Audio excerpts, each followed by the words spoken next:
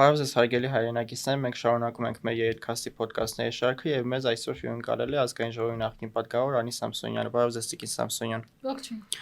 Տիկին Սամսոնյան, մենք ընդհանրապես պայմանավորվել ենք տարբեր երիտասարդական թեմաներից խոսանք, նաեւ երիտասարդների դերը քաղաքականության մեջ, բայց այս վերջին շրջանում Հայաստանում այնպիսի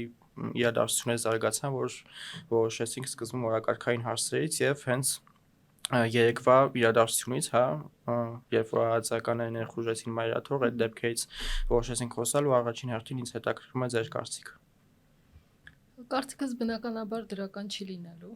որովհետև այնինչ կատարվեց երեկ, մեր անկախության պատմության ամենաամոթալի էջերից մեկը կարելի է համարել։ Հայաստանում քաոս, խժդժություններ եղել են, բայց դրանք ունեցել են քաղաքական բնույթ, դրանք եղել են քաղաքականության տիրույթում եւ դրանք չեն հատել այն կարմիր գծերը, որը վերաբերում է մեր ազգային ինստիտուտներին, մեր ազգային հոգեվոր արժանապատվությանը։ Իսկ այնինչ տեղի ունեցավ երեկ, հատեց այդ կարմիր գծերը եւ ստացվեց այնպես, որ Հայաստանում աշխարհիկ իշխանությունը պայքարում է Հայաստանի հոգեվոր իշխանության դեմ։ Իսկ դա մեր պես փոքր երկրի համար, որը ունի եկեղեցի, հայ առաքելական եկեղեցի, որը բացառիկ է աշխարհում, որպես կրոնական ճյուղ, իր ինստիտուտներով, իր ազդեցիկությամբ, այդ իսկ պատճառով այնինչ կատարվեց, ես կարծում եմ, որ երկար ժամանակ դեռ շատ տխուր հետք է թողելու մեր պատմության ու մեր որպես ազգ, որպես ժողովուրդ մեր արժանապատվության վրա։ Բայց ինչու՞ն էր կայանում հիմնական պատճառը, որ այդ ամեն ինչ երեք տեղի ունեցավ, ընդհանրապես իշխանության այս վերջին խոսույթը, եկեղեցականների կոնկրետ դեմ ու վեհափառի հետ կապված այդ խոսույթը, որ դեռևս փաշ չեն ուզում հայտնեն եւ այլն այդ ամեն ինչի մասին, այս խոսույթը sense գեներացվում է իշխանության կողմից, ինչի է դա իրականացում, կարող է այն պատճառով, որ եկեղեցին ըստ վերջին հարցումների ավելի մեծ վարկանիշ ունի դրա պատճառով, թե ինչի պատճառով է, էլի։ Պատճառները մեկը չի, պատճառները մի քանիսն են։ Առաջին պատճառն այն է, որ վերջին ժամանակներում, այո, եկեղեցին փորձել է Արցախյան երկրորդ պատերազմից հետո եկեղեցին փորձել է իր ձայնը բարձրացնել, իր բողոքի ձայնը բարձրացնել, եւ ինչ որ չափով սա ունի ազդեցիկություն։ Ինչու է հատկապես որսը քաղաքական որսը օրինակ Աչապայանի նկատմամբ, այն հոգևոր գործիչների նկատմամբ, ովքեր ունեն բարձր հեղինակություն եւ նրանց խոսքը ազդեցիկ է, որովհետեւ այդ մարդկանց իշխանությունը արդեն դիտարկում է որպես ոչ թե հոգևոր իշխանության ներկայացուցիչներ, այլ որպես քաղաքական հակառակորդներ։ Եվ ընտրություններից առաջ անհրաժեշտ է անել երկու բան։ Քանի որ իշխանության վարկանիշը շատ ցածր է, այդ վարկանիշը պետք է հետ բերել եւ ընտրողներին համախմբել, նոր համախմբում ստեղծել շուրջ։ Դրա համար պետք է նախ առաջինը ստեղծել թշնամու կերպար, նոր թշնամու կերպար, որովհետեւ նախկինների այդ կերպարը ընտրություններում որպես տեխնոլոգիա աշխատեցնելը եւ դրանով գալ իշխանությանը այլևս չունի այն ազդեցիկությունը։ Ստեղծել այդ թշնամու կերպարը, որի դեմ իշխանությունը կպայքարի, եւ երկրորդ անել նոր բաժանում սև ու սպիտակի։ 2018 թվականին բաժանումը իշխանությունը արեց ժողովրդին պառակտեց երկու մասի, սևեր եւ սպիտակներ։ Հիմա բաժանում պետք է արվի այլ տրամաբանության, նույն տրամաբանությունն է, բայց այլ եզրույթներով, Հիմա բաժանումը արվում է զոհեր եւ ահաբեկիչներ։ Եվ օրինակ ինձ համար ակնհայտ էր, որ այն հեղաշրջման պլանը, որը իբր թե բացահայտվեց, սրբազան շարժման կողմնակիցներին կալանավորեցին, դեռ նրանց մեղքը չապացուցված հայտարարեցին ահաբեկիչներ, ինձ համար պարզ էր, որ այդ թելերը տանելու են դեպի եկեղեցի, եւ տարածվելու է ամբողջ եկեղեցու վրա, եկեղեցուն անվանեն ահաբեկչության ворջ, լինի խուզարկություններ ու ձերբակալություններ։ Եվ այն ինչ որ մենք հիմա տեսնում ենք, փաստացի դա է արդեն։ Այսինքն իշխանությունը այդ գիծը գծել է, ասում է մի տեղում մենք զոհերն ենք, օրինակ, մեր նկատմամբ ուզում էին ահաբեկչություն իրականացնել, փորձում է զոհի դիրքավորում ստանալ եւ ով մեզ հետ է, ինքը զոհ է։ Եվ մյուս կողմում են նրանք, ովքեր իբր թե պաշտպանում են ահաբեկիչներին։ Նախկինները, այդ ընդհանուր կացայի մեջ դնում են ռուսներին, դնում են ղարաբաղցիներին, ում նկատմամբ ուզում են ատելություն տարածել, ու այսինքն ժողովուրդը հիմա ում դեմ ունի ինչ-որ հակասական տրամադրություններ, հա, ում դեմ ունի ատելության ինչ-որ տրամադրություններ, իրանք փորձում են այդ բոլորին դցնել մի կացայի մեջ, սրել այդ տրամադրությունները եւ փորձել դրանով ընտրություններից առաջ իրենց շուրջ համախմբել իրենց ընտրողներին։ Մյուս պատճառը բնականաբար դա եկեղեցին որպես ինստիտուտ քարոքանդ ջարդուխուրդ անելու նպատակն է եւ իշխանության կողմից այն փորձերը, որ ինքը ուզում է եկեղեցին ենթարկեցնել իրան, հենց այդ նպատակն է կրում, իսկ դա մեծապես արտաքին պատվեր է իմ կարծիքով եւ դրա մասին խոսում են մեր հարևանները, մեր Հայաստանում եկեղեցին անվանելով ռազմատենչ, հա, ֆաշիստական, միլիտարիստական եւ ըստ դրանով ազդակներ ուղարկելով, որ ձեր եկեղեցու հարցերը պետք է լուծեք։ Ես զուգադիպություն չեմ համարում այն, որ այս երկու, հա, եւ Ադրբեջանից եկող ազդակները եւ իշխանության գործողությունների այս համընկնումը պատահականություն է։ Նման պատահականություններ քաղաքականության մեջ չեն լինում։ Սրանք են հիմնական նպատակները։ Կան նաև այլ նպատակներ, օրինակ, որ այս ահաբեկում վախի, քան որ իշխանություն զգում է կարող է կորցնել, հա, այն ինչ ունի 2026-ին։ Վարկանիշը ցածր է եւ այդ վարկանիշը հետ բերելու պոզիտիվ շանսերը քիչ են, պոզիտիվ ասած խաղաղության պայմանագիր չկա, տնտեսական ցուցանիշները չեն բարելավելու, երկրում ներդրումներ չկան, հա, ավելին վիճակը գնալով ավելի է վատթարանում, գնաճ, բարձր հարկեր, սոցիալական վատ վիճակ, շուտով խնդիր են ունենալու թոշակները տալու հետ կապված։ Այս բոլոր իրադարձությունները մարդկանց մոտ դառնում են խոսակցության առարկա եւ մարդիկ հասկանում են, որ չէ, ախր վիճակը վատ է։ Այս մարդիկ չեն կարողանում մեր հարցերը լուծել։ Ոչ արտաքին անվտանգություն են ապահովում, ոչ ներքին անվտանգություն են ապահովում, ոչ մեզ կարողանում են տնտեսություն ապահովեն, որ մենք փող աշխատենք։ Դրան հավելյալ հարկերն են բարձրացնում, ամեն օր ինչ-որ մի բան թանկանում է, ու մի բան էլ մեզ բերել են դեմ են տվել հայտարարագրերը, ասում են դե հայտարարագրեք ձեր փողերը, մենք տեսնենք դուք ինչ եք աշխատում։ Այսինքն ստեղծել են մի մթնոլորտ, որից մարդիկ տոտալ դժգոհ են։ Եվ որպեսզի մարդիկ չկենտրոնանան այդ խնդիրների վրա, այդ տոտալ դժգոհության, իրենց իրական դժգոհությունների վրա, այսինքն քաղաքական բեմադրություններ պետք է լինեն, հա, այնտեղ ահաբեկչություն, չգիտեմ, հեղաշրջման պլան եւ այլն, որպեսզի մարդիկ շեղվեն ու քննարկեն այն, ինչ որ ուզում է իշխանությունը, որ իրենք քննարկեն։ Դա իմ իշխանությունը ամենօրյա ռեժիմով փորձում է օրակարգեր կենեղացնել ու այդ խոսույթից պայմանավորված հասկանում ենք իմ կարծիքով հիմա այն ինչ որ արվում է իշխանության կողմից հիմնականում միտված է այդ ներքին լսարանի համար, այսինքն ներքին լսարանին այսպես փորձելով ինչ որ այլ օրակարգեր, հա, տալ, որը նրանց չի տալի անգինություն ու այլ քաղաքական ուժ կամ այդքան լսելի չի այլ քաղաքական ուժի կողմից ու փորձում այլ գաղափարախոսություններով, հա, ընտրությունների կանա իմ կարծիքով 2026-ի ընտրություններին հենց դաշինքային է լինելու, հա, ընտրությունները, այսինքն հենց այդ իրական Հայաստան կրթվելու նորաձևը այդ ամեն ինչի դաշինքով կոպիտ ասած փորձելու են փաթեթավորված այդ իրենց քաղաքականությունը տանեն ու փորձեն վերընտրվեն, բայց քանի որ վերընտրվելու մասին խոսացինք, դուք այն եզակի քաղաքական գործիչներից եք, որ առաջինը այդ թեման բարձրացրեց, որ խնդիր տեսավ Նիկոլ Փաշինյանի երրորդ ժամկետով վերընտրվելու հետ կապված, քանի որ ասացիք, որ իրանք հենց պայքարում են, որ Սերժ Սարգսյանը երրորդ ժամկետով չվերընտրվի։ Ինչ կարծիք ունեք կստացվի իրենց ընդհանրապես երրորդ ժամկետով վերընտրվել, քանի որ Հայաստանում ընդհանրապես հիմնական քաղաքականությունը ավելի շատ ավանդույթային արժեքների վրա հիմնված ու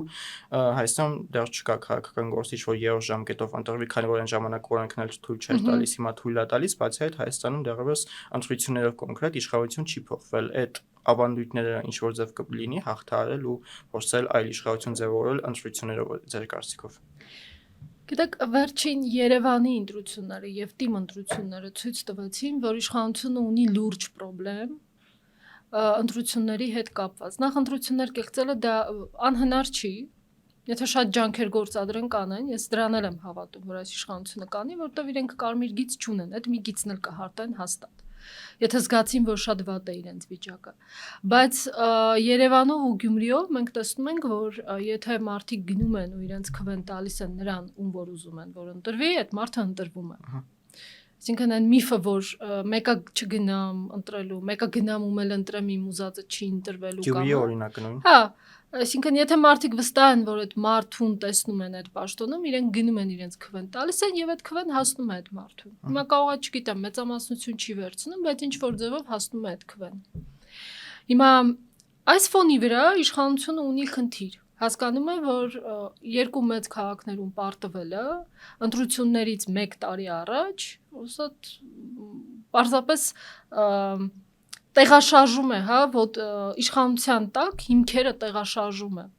Եվ նաև Աչապայանի նկատմամբ օրինակ ինչի է հետապնդումը, հա, 1 տարի առաջվա գործը որոշել են, որ բացեն, գործել չեն հարուցել, հա, հիմա որոշել են, որ 1 տարի առաջվա, մի քանի տարի առաջվա հայտարարությունների համար պիտի հետապնդման ենթարկվեն։ Որը որ իրականում տենց ինչ որ քրեական հետապնդում չէր։ Այո, եւ կա որտեվ հա Քննչական կոմիտեի մեկ դատախազության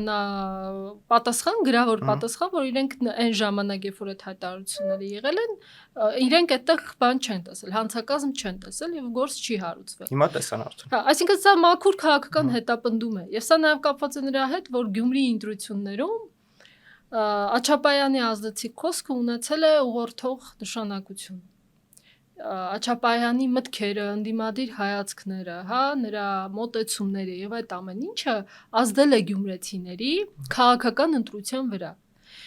Հիմա իշխանությունը հասկացել է, եթե շարունակեն խոսեն մարդիկ, տեսեք ինքը նախկինների հետ կռվի դաշտում կոմֆորտի մեջ է, չէ՞, ինչ ասում են, բերանները փակում է, որտեվ նրանք նախկին են։ Հիմա հոգեվորականների հետ կռվում ազդեցիկության, այդ խոսքի ազդեցիկության, այստեղ Նիկոլ Փաշինյանը ունեցել է խնդիր եւ ունի խնդիր։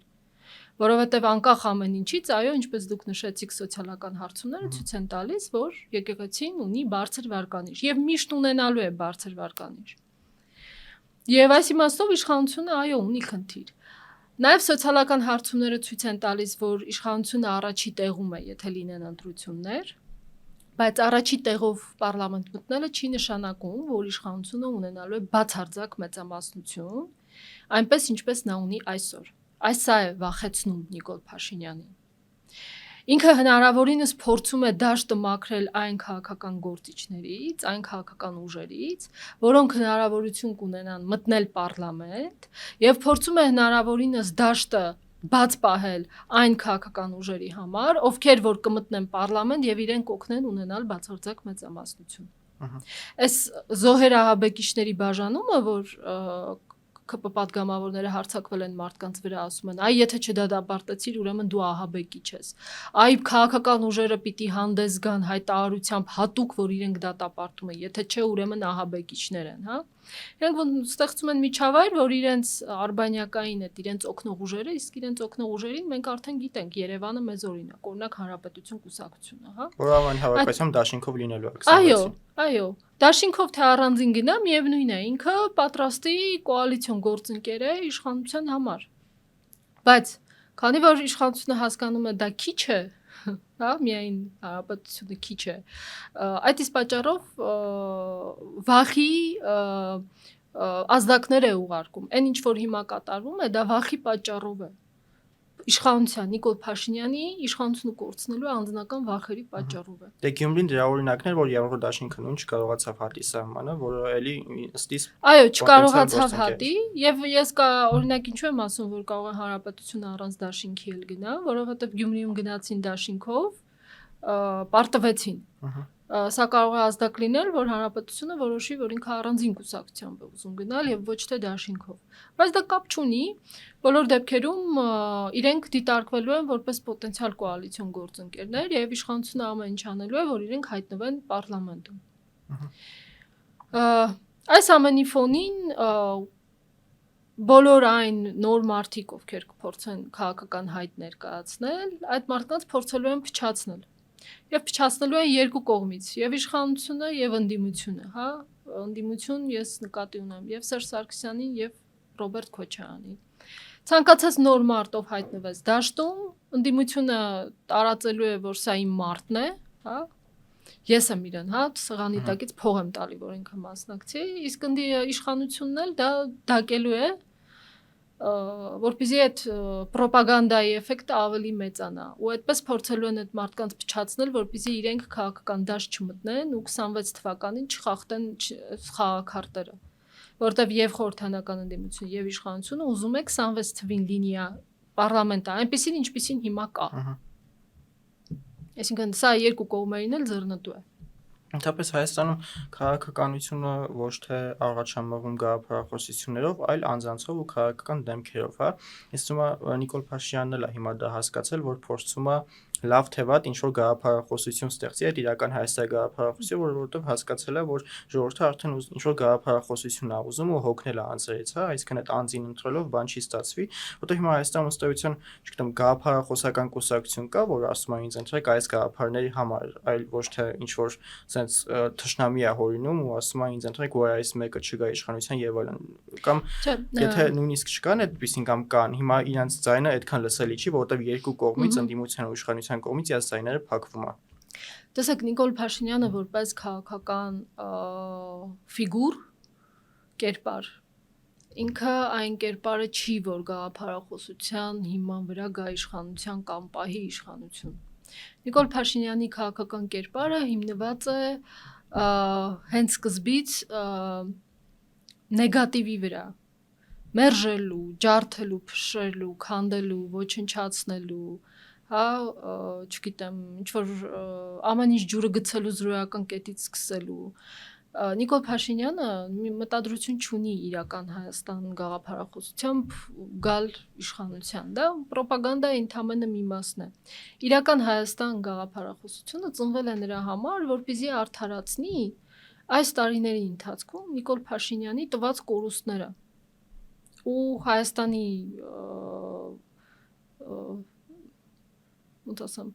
Հայաստանի Հանրապետության, հա, ու Արցախի բոլոր կորուստները։ Այսինքն դա մի գաղափարախոսություն է, որը պարզապես ինքնաարդարացման փորձ է։ Այդտեղ չկա, ինձ համար այդտեղ գաղափարախոսություն չկա։ Ինքը պարզապես թղթի վրա բոլոր այդ կորուստները արդարացնելու կետերով նշված, հա, ինչ որ բան է, տեքստ է, որը փորձում են մարդկանց ուղեղում նստացնել, որպեսզի մարդիկ հասկանան, որ եթե սա էր գաղափարախոսությունը, ուրեմն ճիշտ էր, ուրեմն դեռ արդարացված էր, որ մենք կորցրինք Արցախը, հա, որ մենք դիրքային զիջումներ ենք արել, որ մենք շարունակում ենք զիջել եւ այլն եւ այլն։ Բայց դրա տակ գաղափարախոսություն իրականում չկա, դա քաղաքական ռոպագանդա է մաքուր։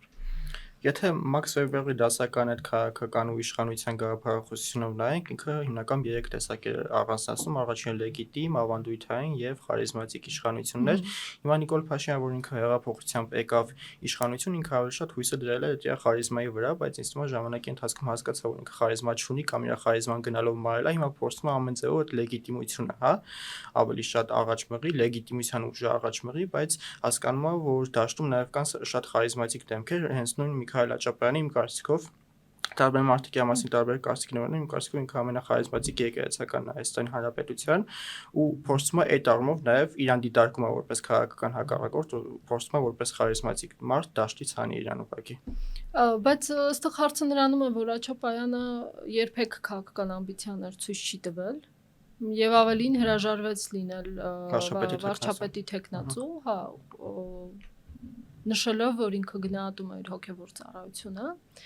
եւ այս իմաստով, տեսեք, պարտադիր չի այս դեպքում լինես քաղաքական հակառակորդ։ Խոսքը նրա մասին է, որ Նիկոլ Փաշինյանը մասնավորապես Աչապայանին որպես հոգևորական ինքը դիտում է խոսքի ու խարիզմատիկ, ինչպես նշեցիք, այդ տիրույթում խոսքի ազդեցիկության հակառակորդ, հա։ Իսկ Աչապայանի մտքերը եւ գաղափարները նրա խոսքը մենք գիտենք, որ անդիմադիր հայացքներ ունի, ասում է ինչը ճիշտն է, հա։ Ոչ միայն օրվա իշխանության ժամանակ միշտ էլ եղել է անդիմադիր։ Շատ ճիշտ խփում է թիրախներին ու փորձում է մարդկանց, երբեմն նաեւ ոչ հոգևորականի լեքսիկոնով մարդկանց, հա, բացատրել, թե ինչու՞ն է կայանում իրավիճակը եւ ինչ պետք է հասկանան մարդիկ։ Սա շատ կարեւոր է եւ դա նրան հաջողվում է անել, որովհետեւ մինչեւ այսօր քաղաքական դաշտում դեռևս Նիկոլ Փաշինյանը այդ հարցով ձիու վրա է, հա, ինքը գիտի ոնց մանիպուլացնի մարդկանց, ինքը գիտի խոսքի ազդեցության բոլոր նրբություններին տիրապետում է, ներշնչանքի ազդեցության, խաբելու, ստի, մանիպուլյացիայի, ինքը ամեն ինչին շատ լավ տիրապետում է եւ մինչեւ այսօր ինքն է եղել ձիու վրա։ Հիմա հայտնվել են մարդիկ, ովքեր իրենից ազդեցիկ են, քաղաքական հակառակորդ չեն, բայց իրենց խոսքը ազդում է ընտրողների վրա։ Այսինքն իրենք այդ մարդու խոսքը բարեփոխում է, փոխում է, լվանում է մարդու մտքերը։ Այս սրանից է վախում Նիկոլ Փաշինյանը, ավելի շատ, քան որ եթե չունենար այդ խոսքի ազդեցությունը, բայց որոշեր, որ պետք է լինի վարչապետի թեկնածը։ Այնուամենայնիվ ձեր կարծիքով 2026-ի հիմնական այսպես ֆավորիտները մեր ժողովրդի ովքեր են, որովհետև եթե նայում ենք 26-ին, ժողովուրդը ամենաշատը սիրում է Նիկոլ Փաշինյանին, Ռոբերտ Քոչարյանին ու Սերժ Սարգսյանին։ Ժողովուրդը Նիկոլ Փաշինյանին էլ չի սիրում, Ռոբերտ Քոչարյանին էլ չի սիրում, Սերժ Սարգսյանին էլ չի սիրում։ Այն, որ ընտրում են, չի նշանակում, որ սիրում են։ Ուղղակի ժողովուրդը նայում է, որն է վատագույնից վատագույն, հա, այդ վատից վատագույնը, այդպես նայում է, դնում է նժարին, կշեռքի նժարներին, չափում է, որն է ավելի վատը, ու այդպես ընտրություն է կատարում։ Այս 3 գործիչներն էլ իրենք չեն կարող արժանանալ որևէ մեկի սիրուն։ Կարող է արժանանալ հարգանքին, հա, օրինակ, չգիտեմ, Ռոբերտ Քոչարյանին կարող են հարգել։ Իր ուժի, իր ազդեցիկության, իր երբեմն նաև ճիշտ ասելու։ Չգիտեմ, Սերժ Սարգսյանին կարող են հարգել իր քաղաքական մտքերի կամ ինչ-որ բանի համար, բայց սիրել այս գործիչներին, ես կարծում եմ ոչ մեկ չի սիրում, որովհետև այս գործիչները Հայաստանի անկախության այնքան մեծ վնաս են հասցրել 3-ով միասին ու շարունակում են վնաս հասցնել ու մարդիկ դա տեսնում են ու հասկանում են քաղաքական այն վիճակը, որը հիմա գոյություն ունի, այս 3-ի շնորհիվ է, որովհետև այս 3-ն են խաղում դաշտում, անդադ իրար պաս են տալիս ու փչացնում են ամբողջ դաշտը։ Ով մտնում է քաղաքական դաշտ, գնում են կպնում են ու փչացնում են։ Բորբոսի պես դա ինչ որ բան է, հասկանում եք։ Ու բաժանումը երևի չգիտեմ, պայմանավորվածությամբ են անում, էլի, ում փչացնի Նիկոլ Փաշինյանը, ում փչացնի Ռոբերտ Քոչարյանը, ում փչացնի Սերժ Սարգսյանը։ Միայն թե այս 3-ով ոչ մեկին չթողնեն, որ մտնեն դաշտ քաղաքական։ Բայց սա պետք է ջարդել, կոտրել։ Քաղաքականության մեջ կան դեռ մարդիկ եւ կարող են մտնել մարդիկ, ովքեր ունեն լավ գաղափարներ, ովքեր այն աստիճան զզված են այս ամեն ինչին, որ կարող են իրենց գործը թողնել ու որոշել, որ իրենք պետք է ինչ-որ բան փոխեն, հա։ Եվ իրենք կարող են փոխել, ամենակարևորը, որովհետև դու կարող ես ցանկություն ունենալ, բայց դու չունենալ համապատասխան կարողություն։ Սա շատ կարևոր է։ Ու նաև գիտակցել այն պատասխանատվությունը, որը դու կարող ես քո վրա վերցնել։ Եթե լինեն այդպիսի մարդիկ, իսկ այդպիսի մարդիկ կլինեն, ես կարծում եմ, մենք կարողանանք այս փակ օղակը ճելքել, հա։ Մարդիկ փնտրում են նոր առաջնորդ։ Իմ շրջապատում էլ բոլորը սպասում են, որ հեսա ինչ-որ մեկը կգա, կառաջարկի, որ իրեն ընտրել եւ այդ ինչ-որ մեկը չի լինի ոչ նրանցից, ոչ նրանցից, ոչ էլ նրանցից։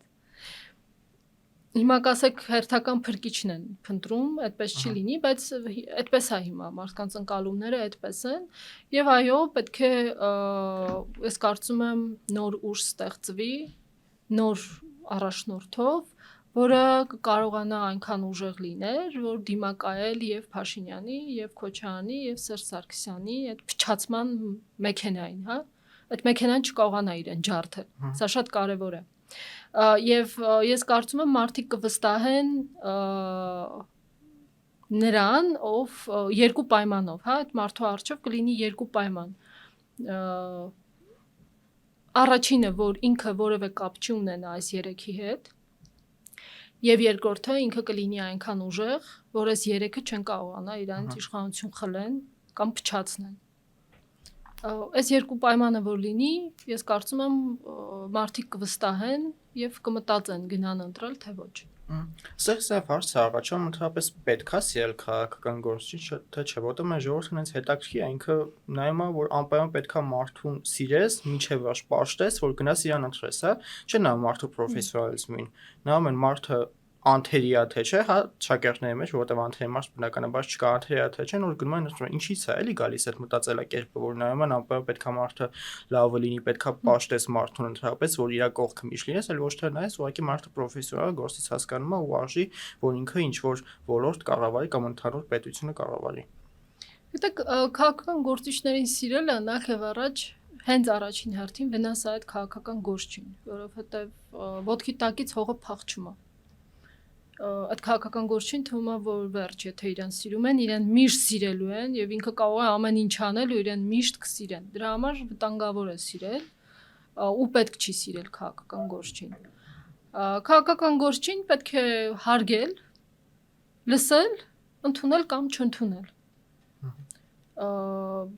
Ինչու եմ այս երեքը հենց հարգել լսել, նախ բոլորին են պարտավոր հարգել,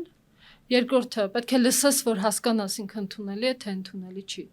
որովհետև Հայաստանում շատերը օրինակ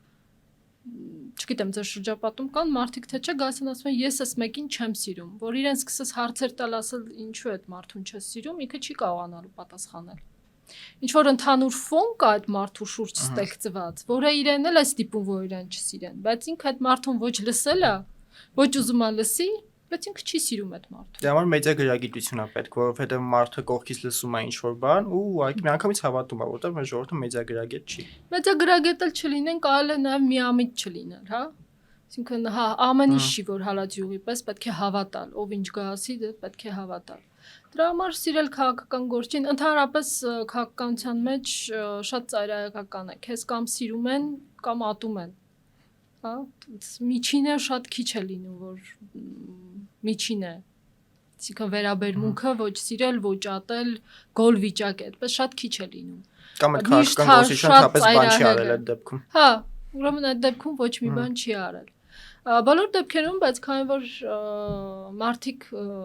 մարդկանց վերաբերմունքը ավելի շատ անձնային ընկալումների վրա է կառուցվում, դրա համար չեն կարող խուսափել էլի, որով կարող է քաղաքական գործչի հայացքներն էլ չսիրեն, բայց իրեն որպես մարդ այնքան սիրեն, որ այդ տարբերակներն էլ կա։ Նաև մեր վերջին թեմային անդրադառնանք, քանի որ մեր ոդկասթի հիմնական թիրախային լսանը երիտասարդներն են, դուք էլ որպես երիտասարդ քաղաքական գործիչ, երիտասարդ տարիքից հասարակական ակտիվ գործունեությամբ զբաղվող մարդ, ինչ կարծիք ունեք ընդհանրապես Հայաստանում հիմա երիտասարդները ինչ ուղղության զգացողություններ ունեն տեղի ունեցող մասին, ընդհանրապես երիտասարդները հետաքրքրում են քաղաքականությամբ ու կարող են արդյոք ինչ-որ բան փոխել, թե չէ, որտեղ շատ քաղաքական գործիչներ կան, ասում են, որ այն ամենը ինչ տեղի ունեցավ երիտասարդների պատճառով է կամ իրանց ոնց որ փորձի պակասի պատճառով է, հա, փորձում են այսպես ասած մեղքի երիտասարդների վրա գցել, ինչ կարծիք ունեք այդ ամեն ինչի մասին։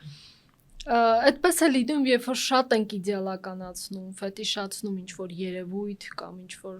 խումբ կամ ինչ-որ օրինակ այդպես է նաև կանանց դեպքում, հա, որ ասում են, օրինակ, եթե կանայք լինեն աշխարհի ղեկավարներ, աշխարհում պատերազմ չի լինի, հա։ Կամ օրինակ ասում են, կանայք շատ արդար կառավարիչներ են, իրենք անօրինականության դեմ միշտ պայքարում են, օրինակ հիմա որ հետևենք մեր դաշտին, ուժային կառույցները ղեկավարում են կանայք։ Նայում եք, օրինակ կին է ղեկավարում դատախազությունը։ Տեսնում եք ինչ անօրինականություններ են տեղի ունենում։ Քննչական կոմիտեն, արդարադատության արդարադատության նախարարությունը, քննչական կոմիտեն, չէ։ Նույն ՄԻՊ-ը, ասենք որ լուր է կամ ինչ-որ ժամանակաժամանակ ինչ-որ անիմաստ հայտարարություն է տարածում։ Այսինքն նույնն էլ այդ երիտասարդության մասով է, հա, այն որ ասում են, եթե համակարգը լրիվ երիտասարդանա, կլինեն լավ փոփոխություններ, հա, կամ քանի որ այդ համակարգում բոլորը տարեցներ են, դրա համար այդ համակարգը չի աշխատում։ Որպեսզի մենք խուսափենք այս երևույթներից, պետք չի իդեալականացնել ինչ որ սեր, խումբ, տարիք եւ այլն։ Դա եղավ նաև 2018-ին, որ ասում էին, դե հեսա երիտասարդները կգան, փոփոխություններ կլինեն, մենք տեսանք, որ չէ, հակառակը։ Իրականում պետական համակարգում կարևոր է ոչ թե կտրուկ տարիքային փոփոխությունները, այլ կարևոր է սերունդների համերաշխության, հա, համերաշխության վրա հիմնված հաջորդականությունը, որը ապահովում է նաև այդ ինստիտուտի ինստիտուցիոնալ հիշողությունը։ Սա շատ կարևոր է։ Այո, ես ձեր հետ համաձայն եմ, ջահելները եկան, տվեցին ինստիտուտների աչքը հանում են։ Բայց միևնույն ժամանակ որ ասել ջահելներն են մեղավոր, չէ, օրինակ վարչապետը ջահել չի, չէ։ Եվ այնպես չի որ այդ պաշտոններին նստած ջահելներն են որոշում, ինքն է այնտեղ որոշում, ասում են նրանք էլ անում են։ Հետո նախարարներն են շատ դեպքում երիտասարդ, բայց համակարգի մարդիկ ամեն դեպքում մեծամասնությունը փորձառու մարդիկ են, չէ՞, մենք տեսնում ենք, որ ամեն դեպքում նախարարները փոխվեցին, բայց համակարգի մարդիկ նույնն են հիմնականում։ Այնպես որ հա, համակարգի մարդիկ նույնն են, ուղղակի իմ նշված այդ սերունդների համերաշխությունը էլի խնդիր է տալիս, որովհետև կյանքում երկար ճանապարհ չանցած, փորձառություն ձեռք չբերած, չկայացած մարդիկ եկան նստեցին համակարգերի գլխին եւ որոշեցին, որ իրենք պետք է ինքնահաստատվեն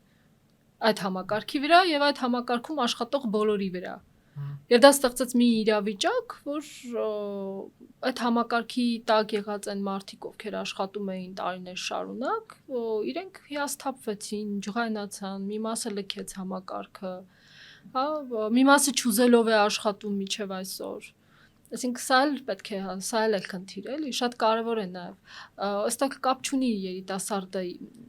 երիտասարդությունը, այստեղ կապ ունի ով է այդ երիտասարդը։ Ինչ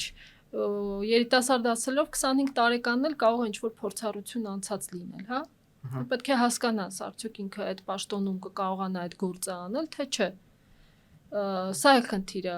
կառավարման մեխը ոչ թե նրանում է, որ դու ամեն ինչով պիտի զբաղվես ու բոլորին վերահսկես, այլ ճիշտ մարդկանց դնել ճիշտ տեղում եւ հասկանալ այդ մարդը ունի այդ կարողությունները այդ գործը անելու, թե չանելու։ Սա մենեջմենթի հիմնակարային սկզբունքներից մեկն է, որը Հայաստանում բնականաբար չի գործում։ Իսկ ինչ վերաբերվում է ինչ կարող են անել երիտասարդները, երիտասարդները պետք է հասկանան իրենք ուզում են ապրել այս երկրում, թե չեն ուզում ապրել այս երկրում։ Ինչու եմ այս հարցը տալիս, որովհետև վերջին ժամանակներում, երբ շատերի հետ խոսում եմ, գրեթե մեծ մասը իր ապագան չի կապում Հայաստանի հետ, եւ սա շատ տխուր է։ Բոլոր այն երիտասարդները, ովքեր ուզում են կամ իրենք վստահ են, որ իրենց կյանք ուզում են կապել Հայաստանի հետ, իրենք չպետք է անտարբեր լինեն։ Եվ նաև պետք է նայեն, սովորեն, շատ կարևոր մի վտանգավոր բան կա հիմա, որ երիտասարդները նայում են ովքեր են պաշտոններ ստանում, իրենց թվում է, որ այդքան հեշտ է պաշտոններ ստանալ։ Այսինքն հերթական մեկը, ով երկու նախադասություն իրար կապակցել չգիտի, արտահայտում է տգետ մտքեր, տարական քաղաքական հարցերից գլուխ չի հանում, ու հարցազրույց է տալիս ու ունի падգամավորական մանդատ, երիտասարդները նայում են, ասում են, դե եթե կարելի է այսպես падգամավոր դառնալ, ինչի՞ չէ, մենք էլ կարող ենք։ Ու սա փչացնում է երիտասարդությանը, որովհետև ստացվում է, որ դու կարող ես քո վրա չաշխատել, կյանքի փորձառություն ձեռք չբերել, հա, չսովորել, ու ինչ որ հարմար պահի, հարմար առիթի մի գործ արկնքել ու դառնալ падգամավոր։ Իսկ հետո երբ որ չլինես падգամավոր, այդ ժամանակ սկսվում է քո համար դժբախտ կյանքը, եթե դու կյանքի այլ փորձառություններ չես ունեցել, էլի։ Սա շատ կարևոր է, որ երիտասարդները պետք է նայեն, ոչ թե օրինակ վերցնեն այս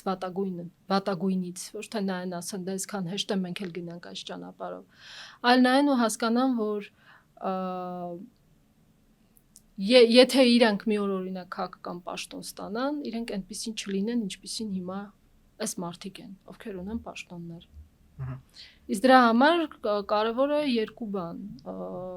սովորել, հա, ինքնակրթվել, իսկապես կրթվել, ոչ թե երկու գիրք կարդալ, տրեյնինգ անցկացնել, հա,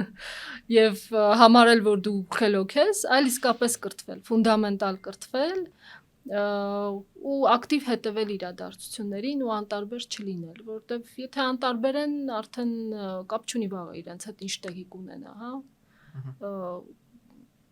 Այս իմաստով երիտասարդությունը շատ կարևոր շարժիչ ուժ է, բայց այդ շարժիչ ուժը հնարավորինս պետք է ակտիվ լինի եւ չթողնի, որ իր ուղեղը լվացեն։ Շնորհակալություն շատ Տիկին Սամսոնյան մեր հավերը ընդունելու եւ այսօրվա հետաքրքիր քննարկման համար։ Շնորհակալություն, կհանդիպենք։